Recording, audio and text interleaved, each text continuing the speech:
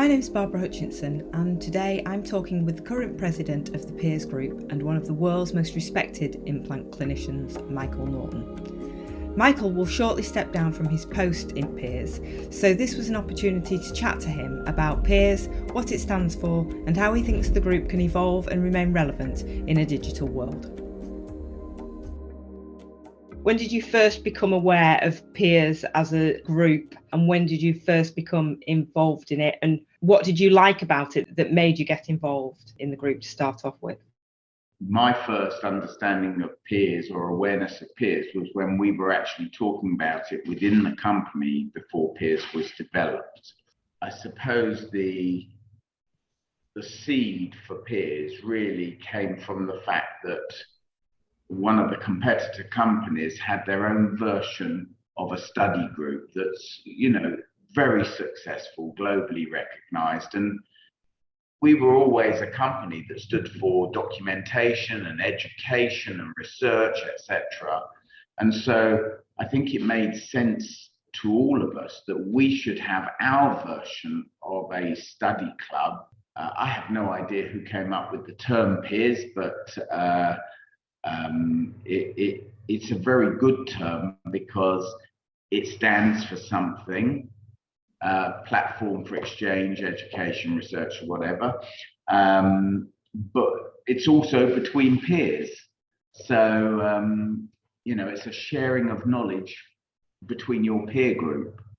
So I think it's a brilliant name. And I was very much involved in helping to establish Peers, both in the UK, but also elsewhere as well. Particularly got involved in going over to speak to the first Peers meetings in America. I went to one of the early Peers meetings in Germany and so on. And do you think that philosophy of education, research, etc. in implants is as relevant today, or maybe more relevant today than it was 12 or 15 years ago? Well, I think that's a very, very good question. And I could answer it in one of two ways. On the one hand, I could tell you it's less relevant because the millennial and post-millennial generations of dentists, the whatever they call them now, Z generation or whatever they are much more inclined towards social media and sort of online education, where by definition through social media there is a mass sharing of knowledge and exchange of ideas and thoughts and so on and so forth. Whereas of course Peers was set up very much as an analog concept at a time where social media really didn't exist, and it was more about meeting and gathering together. And so in that respect, it's hard to know whether the younger cohorts of dentists are going to want to be engaged in that kind of face-to-face analog type of meeting or conference. But of course, Peers doesn't have to be analog. It can become very much social media based, and perhaps that's what Martin will want to focus on when he becomes president. And I would endorse it, encourage it, and support it, because I think that has to be the future for Peers.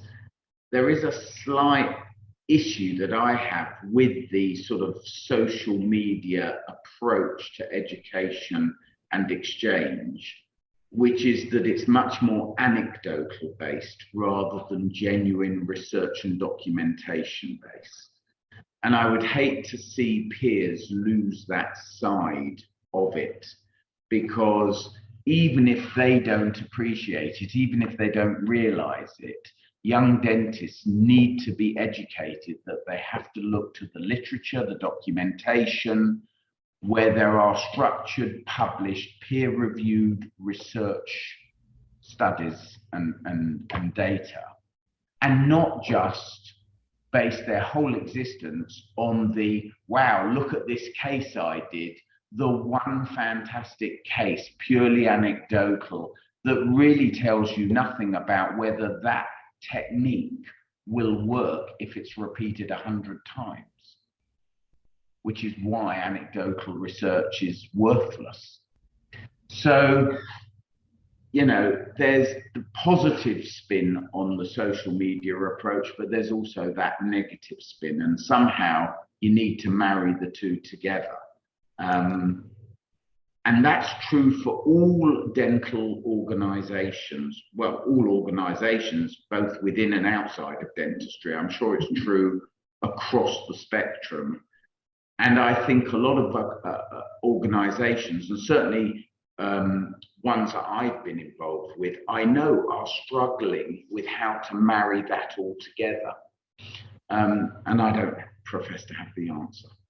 For those people like me who, you know, fly halfway around the world to go to a big conference with 2,000 people in it to listen to proper research that's been published and peer reviewed, there's still something wonderful and exciting and uplifting about being in a meeting with that many people and experiencing that experience and networking face to face rather than online.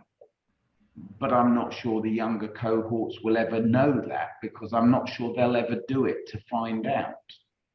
And in the same way that that shift from analog to digital has happened through the format and medium of social media, has the advancement in technology and digital dentistry, has that changed what Peers is set up to do, or has it enhanced it, or it's not really changed it? It's just. I don't think it's changed Peers. It's changed the subject matters that might be addressed and discussed in Peers, because it is all about the digital workflow in dentistry today. Whereas when we started Peers a decade ago, or more than a decade ago, digital dentistry didn't exist. So it'll certainly change the substance of the subject matter that's discussed in Peers. But I don't think that has changed Peers in of itself, no. The tagline for Peers that I took from the brochure is "Inspiration breeds inspiration." So have you always tried to kind of live that out in a very practical sense, and how has the Peers group managed to do that? I can only speak from my own personal approach to my career. You know, the vast majority of dentists, in fact, or doctors, or accountants, or lawyers, whatever, the vast majority of professionals qualify, go into a practice, and go about their life treating patients, helping clients, whatever it is they do, and they get their inspiration, or not, as the case may be, from their work. For me, that was never enough, partly because I was a frustrated academic. So although I loved the clinical and I would never have been an academic, first of all, it wouldn't have given me the kind of life quality that I would have wanted. I genuinely don't think I'd have ever actually been an academic working in an institute or in university. But I always loved the research side of things. And so a lot of my inspiration came from doing research within my private practice world, which is quite common in America, but was always quite unusual. And I was quite unusual, I think, certainly in the UK, if not in Europe in general. But over the 30 years that I've been practicing, I think it's become more commonplace for sure. It definitely has.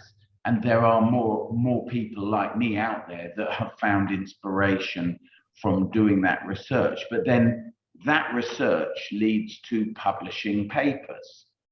Publishing papers is in of itself hugely inspiring. To see your name in print, and then to see other publications refer to your publications, is a huge ego boost, I don't mind admitting, but it's a huge professional satisfaction boost. And then once you're published and somebody says, oh, you're so-and-so who published that, would you like to come and present that at our conference? And before you know it, over a career, you're researching, publishing, lecturing, and all of that side of my personal working life has been a huge inspiration that by definition feeds back into the treating of patients, because I'm always then looking at my patients and trying to think, trying to ask questions, trying to learn from that. And when questions arise, I want answers. And the only way I can get the answers is to establish a new research protocol, to do that research, to find the answers, publish the answers, and then hopefully be asked to lecture on those answers. So it's a constant, self-perpetuating process that inspires me. And of course, I'll point out the obvious. All of those things I've just said are exactly what Peers is about. So yes, of course, Peers for me was a very inspiring platform. And in our early meetings, they were done very much as a sort of members forum where all Peers members were asked or invited to suggest or to offer to speak about research that they had done. And that's where the platform for exchange came from. The challenge of asking a question and then looking to find the answer, that's where the inspiration lies for me. And for those that have never done it, I can tell you this much: it does make you a better clinician, and it hopefully also makes you strive for a better clinical result, which of course can only be good for your patients. Peers is, as I understand it, is a kind of by invitation only membership forum.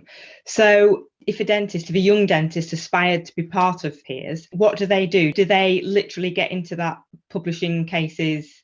No, they don't have to go that far. I think what they have to do, first and foremost, is embrace, obviously, the technology that's being sold by the company. The next thing they have to do is, of course, express a desire and an interest to the company that they aspire to being part of Peers. And I suppose then they just have to tuck enough cases under their belt to feel that they have something to contribute as well as to benefit from. Because Peers it's important, I think, that everyone that comes to Peers understands that it's a two-way process. Everyone should benefit from Peers and learn from it. But by the same token, everyone should feel a desire and a need to contribute to Peers so that they can help to inspire and educate their colleagues within the organisation. You mentioned Dentsply Sirona there as being the company behind Peers. How have they contributed in terms of getting Peers off the ground, getting it recognised, etc.? They adopted Peers, they inherited Peers, because Peers existed within AstraTech. So when they acquired AstraTech as a company and the Astra implant became part of the Dentsply Sirona implants family, they acquired or inherited the concept of Peers that already existed within Astra. Over the time that you've been involved with Peers, what do you think has been your biggest achievement of the group? Is there anything that you can kind of pinpoint as being, I was really pleased with that? We had a World Peers meeting, and I'm trying to remember, it was either as part of an EAO meeting or possibly maybe an AO meeting in America, but I think it was part of an EAO meeting here in Europe. And we had, Peers Germany, Peers Italy, Peers UK, and I remember that as being a very successful meeting. And I think, the concept of having a platform for exchange nationally is great.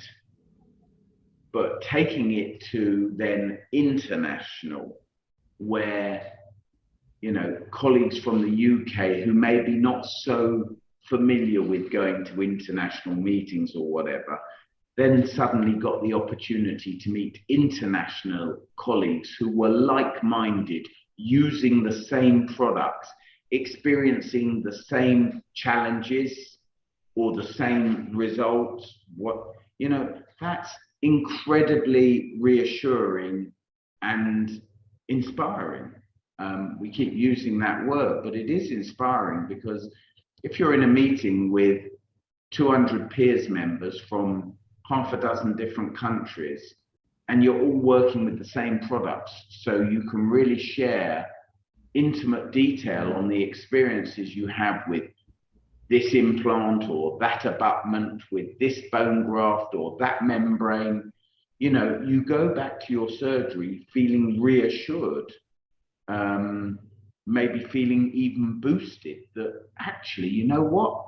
I'm not doing anything different to what any of these other guys and girls are doing. Actually, I'm doing the same as them, and I'm getting just as good an outcome. We also had a very small sharing, if you like, or exchange between Peers UK and Peers North America. Just specifically, we started to talk about an interchange program. They would send people to our meeting, we would send people to their meeting. And I hope that we can get back to that. And I would encourage Martin, when he takes over, to continue to look to do those kind of exchanges between countries, because I think there's a lot to benefit from that. And just finally, while you're handing over the mantle of president of Peers, will you remain on the board, or will you just remain a member of the group? I'll give you an example. In the year 2000, I was president of the ADI, the Association of Dental Implantology here in the UK. I served for 2 years as president, having been on the board for I don't know how many years. And a lot of people thought that I was going to try and somehow keep hold of that limelight. When I stepped down, I stepped out. Then there's the Academy of Osseointegration in America, right? Which is really the pinnacle of my career, when I became the first non-American president of that organization. That's a 12-year board appointment followed by presidency for 1 year. You don't have a choice with that, though. When you're finished your presidency, you then have 1 year as past president, and then they boot you off, right? So for 14 years, you're absolutely at the very heart and core of the world's premier implant organization, and then they boot you off and you're just a member again, right? And what I've learned from those experiences is that actually you need to step aside and let other people take on the responsibilities, let other people grow. I've had my time. So I think the likelihood is I will step down and I will step off. And I will be a Peers member for as long as I continue working, however long that may be. But I think it's for others to take the board forward, Martin as president and other board members. Martin is an exceedingly capable individual who I think very much knows his own mind. He's full of great ideas. I'm sure he knows exactly what he wants to do. So I don't think he'll need me, frankly. But if he wanted to bounce anything off me or involve me in any way, of course, I'm there for him.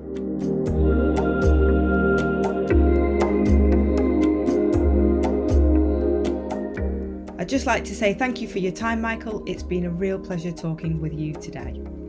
If you'd like to know more about Peers, just visit dentsupplyserona.com or contact your local representative.